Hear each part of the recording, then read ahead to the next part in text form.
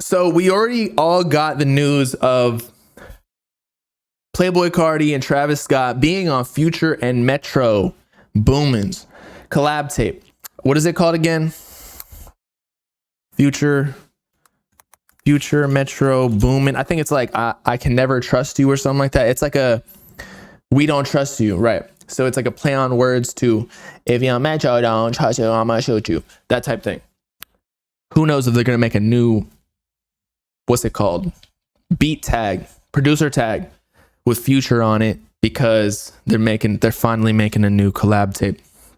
I don't know if they can beat like Monster and the previous tapes that they've done together, because just Future and Metro, goated duo. They're even more goated than Carti and Pierre, I will be honest. Carti and Pierre honestly don't have that many songs out, but Future and Metro, they just got they got a whole discography themselves, more than even a lot of other artists just have with every single producer.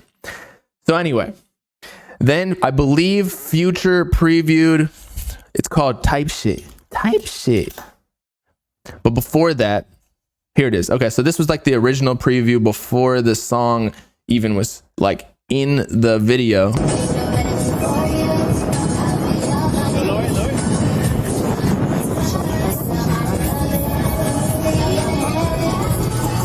Okay, you get it. Metroboomin then was being very confusing, because then he said there's no features on the tape. Where is it? But then he also said afterwards, no features, we don't trust you. So that made us think, because at the very end of the video for the promo, there was 2 release dates. So I'm thinking that the first one might be solo, or the second one might be solo, and then the features will be on the opposite one. But then he confirmed that Type Shit has Future, Travis Scott, Playboi Carti on it. Future was already on it, but Travis Scott and Playboi Carti are the features. Then Future previews the song. People were hating on it though. I don't know why. It's only 10 seconds, but people just don't like the trap beats. They don't understand it yet. You know? It doesn't have as much hype, but like I can already hear like how it's gonna be bouncy. Yeah. Put on, I don't hang with rats. That's some new type shit. Get a nigga wet on new type shit.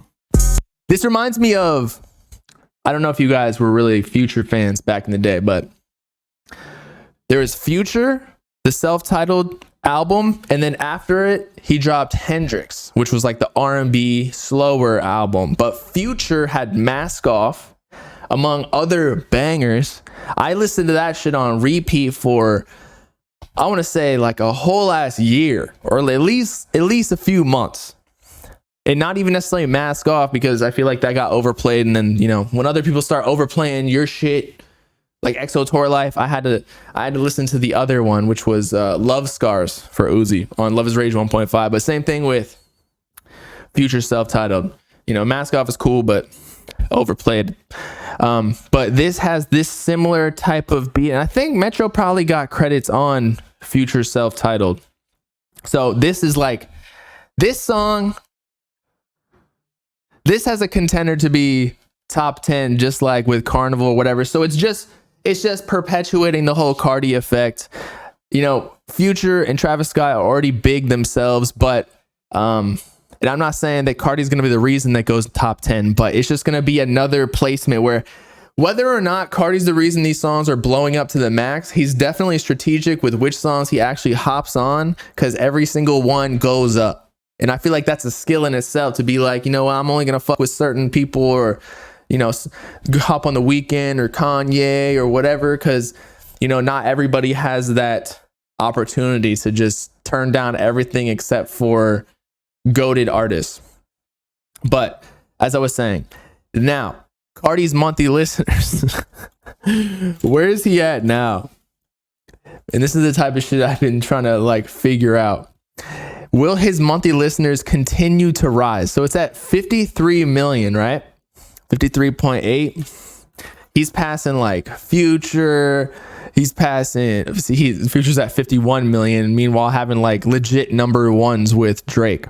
But I guess Carti just had a number one with Carnival. So if they get another top 10 hit, Cardi will now have Carnival, that's getting hella streams. He will be having Fiend with Travis Scott, hella streams. The Weeknd, Popular, hella streams.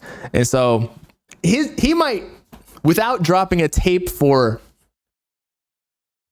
over 3 years, he might hit like, Kendrick. He passed Kendrick.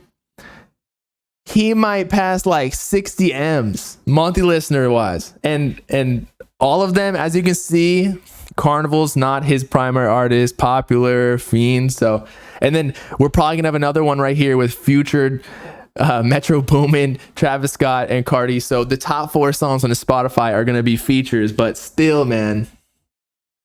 So I'm not like defending him that he's not finessing the game, but the Cardi method is still going crazy.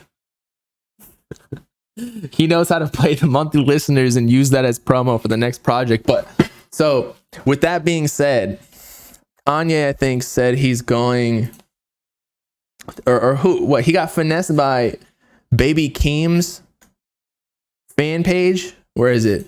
And he accidentally leaked right here. He accidentally leaked the release date of when the second album, Vultures 2, is going to be. We in the lab now with it. Going to release in May 3rd. And I believe it was supposed to drop like in April or March or something. And then the first one was supposed to drop in February. When can we go in? Should we do Praise God tomorrow? And then I think he realized eventually it was, bro, I thought you were Keem. Yeah.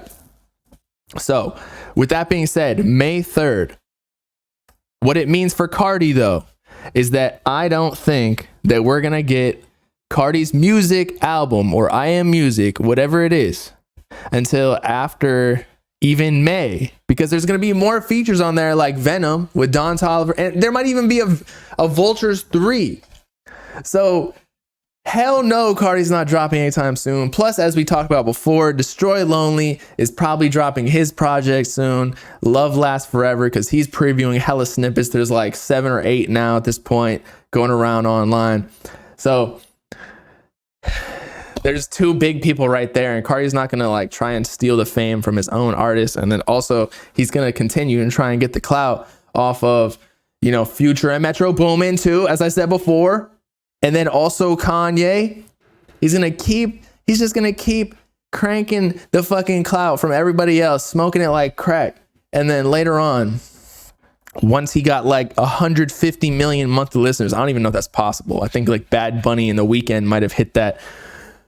But after that, some crazy number, maybe like 75, then he's going to drop his project and boom, like then he'll have a potential of doing like 200K. Although it's harder to come by first week sales nowadays just because the streaming era is so messed up. More chaos, April 11th. Yeah, I saw somebody say, like, I wasn't sure if it was a real message or fake, but it said Ken said he was dropping on his birthday. Is that when his birthday is? Ken Carson birthday. Isn't it crazy that just Google has that information? Like, where did it get that from? Wikipedia? Some fan found it. Just like, oh yeah, let me put it on Wikipedia real quick. See Deep Fryer super chatted $2. What do you think about the Carti tour situation? The Carti tour situation? Like, why did that happen? I think that maybe when Carti got a lot of the plans that he was getting included in, like Vultures, recording for that, and maybe working with like Future and Metro. I don't know what it is, but he probably saw a bunch of things aligning, kind of like the Carti method that we were talking about before, where it boosts up his monthly listeners, and it's all just free promo when you hop on features for big artists like, again, Future, Travis Scott, Kanye, The Weeknd. And so it's just, he'll make more money on the Antagonist tour if he actually does it after all of the new promo and album. And also, why would he go on a tour again without dropping a new album? He already did a Whole Lotta Red tour. And so that tour was probably scheduled thinking that he was going to drop an album prior to it. So It literally nothing in Cardi's camp ever makes sense, so I can't sit here and tell you what's actually going on, but those are just some theories right there. Do I think Cardi gonna fall off and he keeps on just doing features? Nah. I feel like when you're just doing features like that, just doing big, like The Weeknd, Travis, Kanye, all the people that we talked about before, they're just keeping you up and like super relevant. Like the whole perception of a rapper is like you just gotta always be up. Like you can't have any flops. That's why when somebody does flop on an album with first week sales, it is so bad because it shows that like, oh, they lost their relevance. However, if you don't drop your own music at all, but every time you go on a feature, like we talked about with the Cardi method, and your monthly listeners are just going up and up and up because you're working with all the all-time greats and all these songs are going fucking platinum. They're getting on Billboard and whatnot. You can't really fall off all the while you're growing too. But it is not about the music anymore. You're right. It's all perception. It's literally just like, how much do the people like you and want you to win? That's why Laser Dim's going up. It's not necessarily about the music. I mean, although he does have his own sound, but it's really just people fuck with him, and people will fuck with your music if they fuck with you more. Like there's a higher chance. It's like if you hate somebody, you're not even gonna give their music a chance. You're like, nah, fuck them, it's trash. You'll find any reason, you'll hear it and you'll be like, nah, it's just trash. I'm sorry, because you heard like one kick out of place or something. When you're going down, just do a feature. I mean, at the same time though, like when you're going down, nobody wants a feature.